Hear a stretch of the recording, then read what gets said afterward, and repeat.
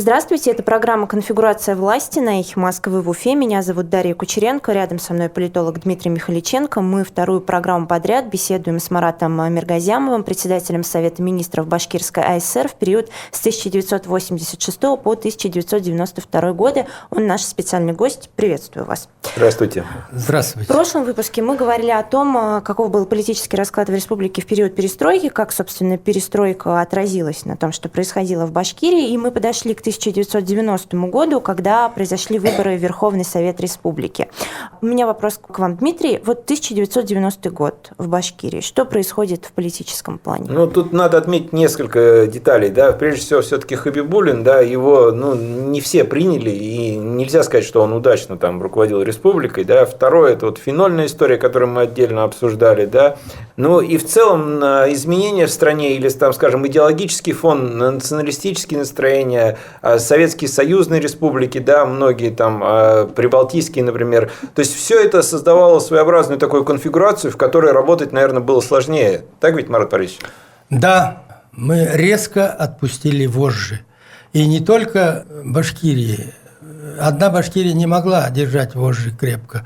В стране были отпущены, и все пущено было на самотек. И Горбачевым, и Николаю Ивановичу Рыжкову не хватило воли для того, чтобы остановить это дело. Но поскольку там были в Политбюро люди, которые по-другому видели перспективу, все это пошло в разнос. Если бы мы постепенно проводили приватизацию, либерализацию экономики, оставив крупные объекты и железную дорогу, оборонную промышленность, энергетику в руках государства, было бы проще, и мы бы сейчас не искали виновных, и было бы все нормально. И приватизация бы прошла. Я не против приватизации, но все надо было делать медленно. Но молодежь, которая постепенно там сидела, я с ними часто общался, вот хвалит Гайдара как экономист. Какой он экономист? Он сидел там, и что приносили, то подписывал. Я у него сам подписывал, где-нибудь в углу поймаю, говорю, подпиши, подписывал. Иногда неразборчиво. Приходилось второй раз приходить к нему за подписью. Поэтому вот эта спешка в такой огромной стране с разными укладами жизни, и у нас ведь уклады жизни были, начиная от самых передовых, кончая чуть не рабовладельческим строем в некоторых регионах, надо было все это делать постепенно. К сожалению, вот это дело быстро-быстро состряпали, и народ пошел в разнос. 1990 год. Вы председатель Совета министров. Что происходит в республике в это время? В республике ничего экстраординарного не происходит. По-прежнему мы трудимся, вводятся объекты, промышленность работает. Я говорил о том, что мы в 1992 году только прикидывали, мы спад промышленного производства, работали предприятия, люди получали зарплату. Потом, конечно, в 1991 году начались перебои с денежными ресурсами, поскольку финансы были упущены из рук государства. И предприятия брали сколько угодно денег, не знаю для чего, и наличности не хватало, и приходилось вместе с Национальным банком распределять для того, чтобы люди получали заработную плату. Увидя такой ажиотаж, люди начали запасаться всякими продуктами питания.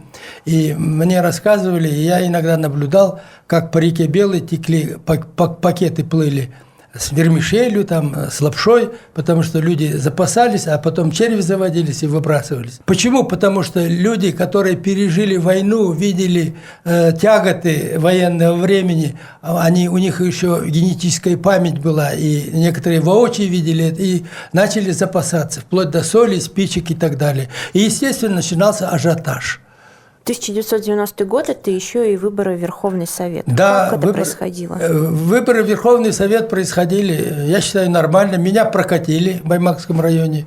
Но там я не буду этих покойников вспоминать. Они специально меня туда заманили, и там организовали, чтобы я проиграл. Тогда появилась эта действительная конкуренция. Альтернативные кандидаты были. Угу. Люди действительно достойные люди, они сейчас все достойные. Это похоже на то, как выборы сегодня происходят в России? Абсолютно нет. Тогда считали не как это Сталин говорил, а считали истинно. Мы поняли. Значит, вот я могу пример привести Рустем Закиевич Хамитов. Он преподаватель авиационного института. Выдвинулся кандидатом в депутаты. Сложный округ. Но он прошел все муки ада этой избирательной кампании, он встретился со всеми избирателями. Он сумел убедить людей, что он прав, что он правду говорит. Не где-то не летает в облаках, а истинное положение дел. И это привело к тому, что он стал депутатом. Но он в экологии еще хорошо разбирался, тогда это актуальным было очень. Потом он стал экологией заниматься, когда стал депутатом Верховного Совета, и, к сожалению, у него были трения с Рахимом в то время. Да. Но вот я пример говорю о том, что действительно такие люди выдвигались и получали депутатский мандат. И я не могу назвать ни одного человека, который бы там на каких-то этих обещаниях или тра-ля-ля выиграл выборы. А насколько люди были активно вовлечены в активно этот были. Тогда процесс? все люди шли во дворах. Я вот когда избирался депутатом СССР, приходил во двор, и тут же сразу окружали люди. Я ходил по дворам, помещений это надо было организовывать длительное время. Сообщали, что вот будет, приходишь во двор, рабочие и интеллигенция, кто-то критикует, кто-то кричит, но всегда состоялся обстоятельный разговор по делу. Диалог. Вы знаете, сегодня очень многие законодательные органы планируют попасть для того, чтобы решать какие-то свои бизнес-задачи, например, да, и если мы посмотрим на то, кто сегодня у нас представляет законодательную власть, это мы увидим большинство предпринимателей. Тогда статус депутата, это что было? Что он давал? Почему люди стремились попасть в Верховный Совет? Они надеялись, что их участие позволит решать целый комплекс вопросов, которые стояли и перед республикой, и перед Россией, и перед страной. Это первое. Сейчас ведь выигрывают не программы, а деньги. У кого есть деньги, тот и это самое. Депутаты и в Москве, и у нас здесь, кого не возьми, все, значит, которые имеют бизнес хороший, и очень многие. И, естественно, это природа человека. Будучи депутатом, конечно, он в первую очередь решает и свои вопросы. Было бы непонятно, если бы он себе в убыток там занимал кресло. Естественно. Но я не хочу всех в этом обвинять. Есть настоящие депутаты, которые бьются день и ночь и, в конце концов, пробивают те проблемы, которые годами не решались. А насколько Верховный Совет тогда был таким авторитетным органом? Насколько к его мнению прислушивались? Прислушивались. Авторитетный орган был. Самый, пожалуй, авторитетный, да? В политическом смысле. Потому что никого из депутатов никто не мог, как говорят, пришучить, в смысле, обвинить в чем-то, что у него корыстные цели, что вот он это самый жулик, что вот он за счет этого прошел в депутаты. Люди действительно были честные, добросовестные, значит, в абсолютном большинстве. Да это так, потому что социального расслоения не было значительного в обществе, как сейчас, кратное, да. А Марат Борисович, а как вот эти люди, Ямаев, Ризбаев, Гореев, Трохимов, как они стали лидерами? Вот мы подводим к голосованию этому, мартовскому, первому. Как их выдвигали? Ризбаев успешно работал в Стерлитамаке, вторым секретарем, потом в Сибае работал. Хотя, говорят, там за Урале Нищенское. Мне однажды тоже упрек сделали при зампреде Совмина Российской Федерации, что на Западе регионы хорошо развиты, асимметричное развитие как будто, а Сибае плохо. Я взял 10 показателей, которые они мне назвали. Это молодые ученые из Академии наук. С собой у меня ничего не было. Я взял эти 10 показателей и сравнил Октябрьский, Запад, и Сибай. Сибай в 6 показателях из 10 был выше. Да. Не надо себя унижать и оскорблять такими вопросами, поэтому не всегда это бывает объективно. То есть он хорошо работал, по сути, и там авторитет заслужил. Гореев был первый секретарь Уфимского горкома, до этого секретарь обкома, тоже вырос из самых низов, с прораба, мастера. до замначальника главка, секретаря обкома, секретаря горкома. Естественно, это были лидеры. Кого еще вы назвали? Рахимов был членом горисполкома, это управляющий орган. Вот как сейчас. Вот второе и третье место в голосовании, вот Рязбаев, Гореев, да, у них были потенциалы возглавить республику, на ваш взгляд? Были и у того, и у другого. В принципе, то есть это вот решалось именно тогда, да? Да. Я считаю, что республика пошла бы именно другим путем. Гореев, конечно, был такой авторитарный, но умеющий менять позиции, и он бы ослабил эти нагрузки. Рязбаев был более демократичный, но тоже человек был компетентный, очень грамотный, хорошо подготовленный, проработавший в большом городе, Стерлитамак, ведь второй город. Второй город, да. Ну, а Муртаза Рахимов, вот вообще, какой его тогда политический портрет был? Он ведь все равно хозяйственник больше был тогда? Или уже политик? Ну, я же говорю, он был членом президиума городского совета, это управляющий орган города. Да. Тогда уже партии не было. Ну, тогда я особо не присматривался. Он был директором завода, когда я был вторым секретарем райкома и председателем Совмина, когда было. Общались мы. Ну, вот потом пути разошлись. Но я думаю, что они все хотели заручиться вашей поддержкой. По сути. Ну, так, если объективно. Вот мне многие делают упрек. Вот вы поддержали. Я уже сказал, меня прокатили в Баймаке благодаря двум людям, которые меня уговорили, а потом отговорили на местах, чтобы меня прокатили. Я не был депутатом, и я не мог голосовать. Вы хотели работать с тем, кто придет, по сути, да? А куда бы я делся? Да, то есть... Второй момент. Вот если возьмете энциклопедию, там некий Аюпов, бывший мой зам. Я знаю его. Все мои замы в энциклопедии башкирской есть, но Миргазямова там нет. Значит, представитель Совмина. Вот он пишет, что Миргазямов за Конституцией Башкирии сидел и молчал, и не голосовал. Я не был даже членом Конституционного собрания. От всех этих вещей отстранили, потому что видели, что я занимаю именно немножко другую позицию, чем они. Поэтому я не мог их лоббировать нигде. А в моем кабинете не решались же вопросы, кого назначить тем или иным человеком, потому что я не депутат. Решалось это на Госсобрании, в Верховном Совете. И тогда, как я уже сказал, Верховный Совет был в авторитете, и сильный был Верховный Совет. А как вообще вот ваше взаимодействие с ними выстраивалось? Сегодня очень часто говорят о том, что законодательные органы, они такие исполнители, на самом деле, решений власти исполнительной. То есть штампуют то, что им спускают. Как у вас тогда все это происходило? Постепенно Госсобрание потеряло свой авторитет. Вот приведу пример, когда голосовали против меня, а 2 месяца тому назад доверие правительству, по моему отчету, было полностью стопроцентное.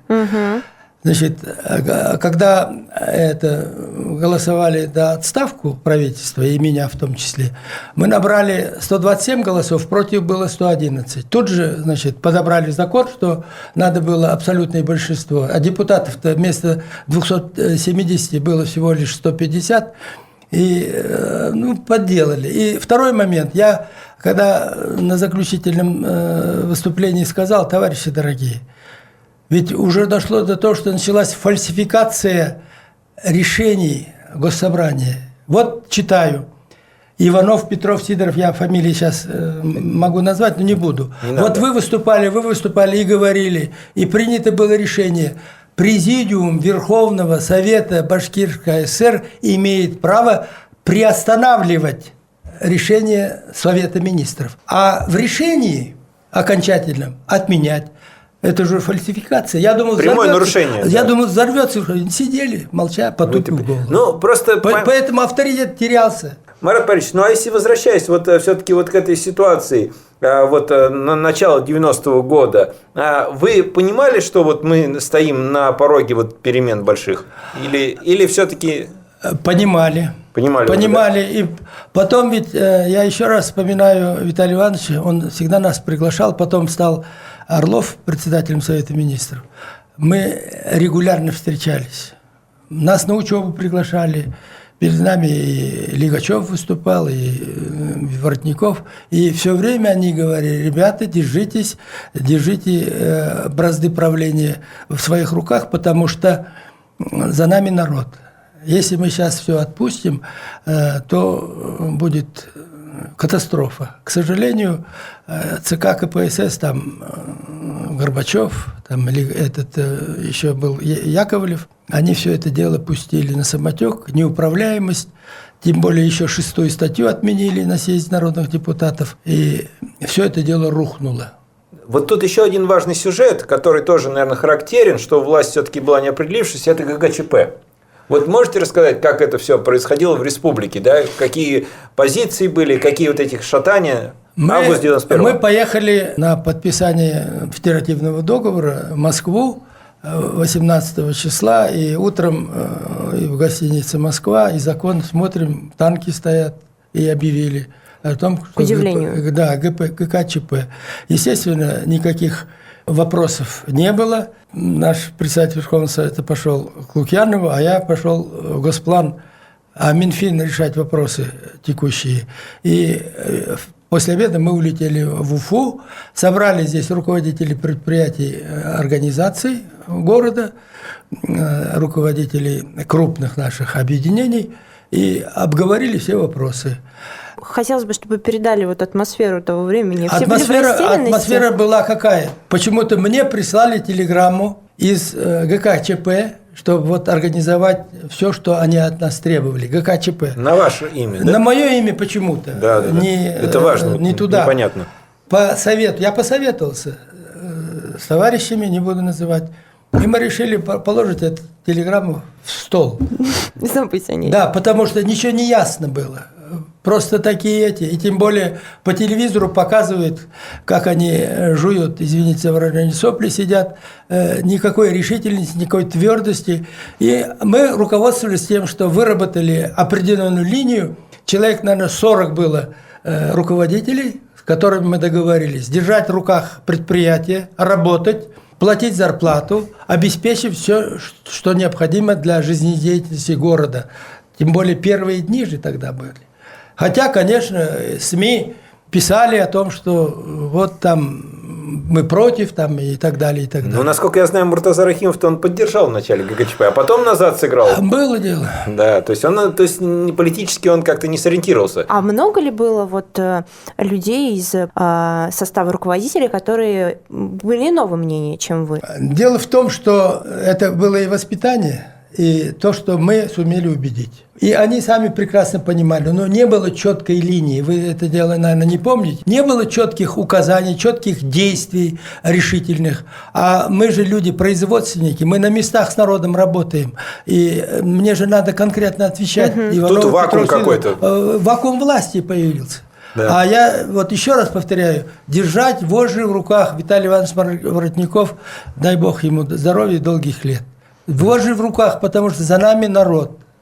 4 миллиона. Да, и еще один сюжет хотели, Марат Борисович, спросить у вас, да, это вот Ельцин, да, вот вы принесли нам фотографию, я думаю, мы это покажем, в эфир тоже дадим, очень интересно, там и в Уфе вы рядом с ним стояли и так далее. Вот как он позиционировал себя, да, какое впечатление он на население производил, и насколько вы с ним были согласны тогда, насколько доверяли ему?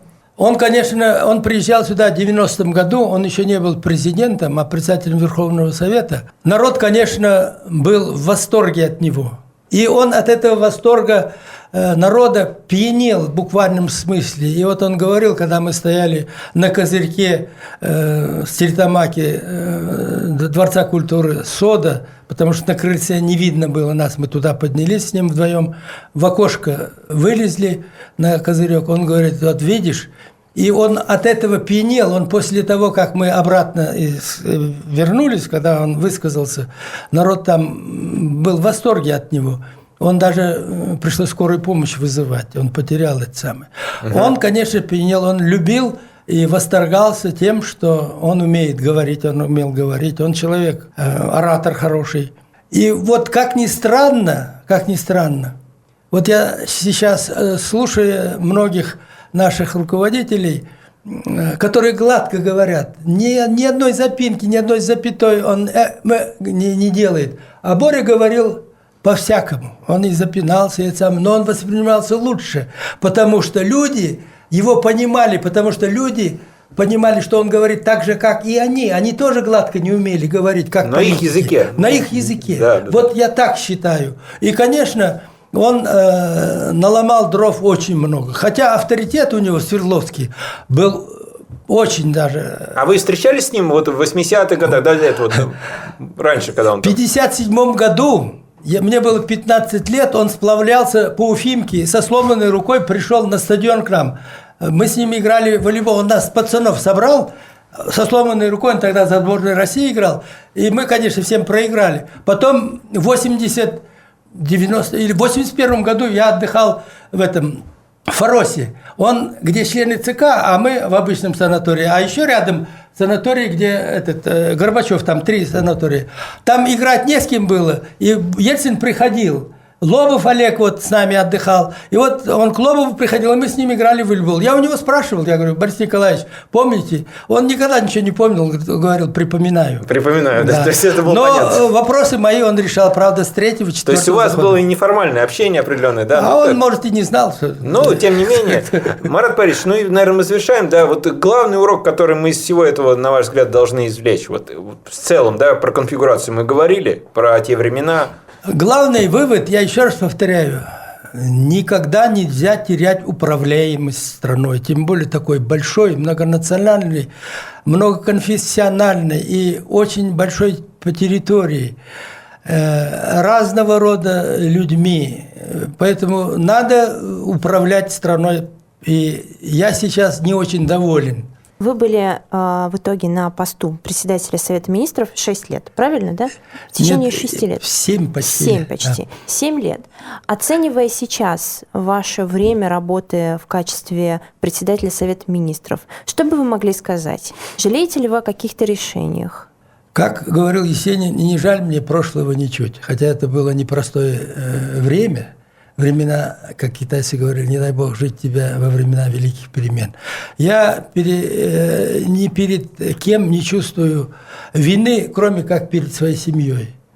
Когда у меня сына, студента БГУ, спросили: ты с отцом имеешь разногласия? Он сказал: нет, потому что я его не вижу. Я знаю, Марат Борисович мне это говорил. А там эти студенты удивились: как? А он говорит: а я его 20 лет не видел. Мы будем завершать наш сегодняшний выпуск программы «Конфигурация власти». Я напомню, что 2 выпуска подряд мы вот в этом составе с политологом Дмитрием Михальниченко и с Маратом Миргазямовым, председателем Совета Министров Башкирской ССР, в период с 86 по 92 годы разговаривали. Спасибо большое, что пришли к нам и приняли участие в нашей программе.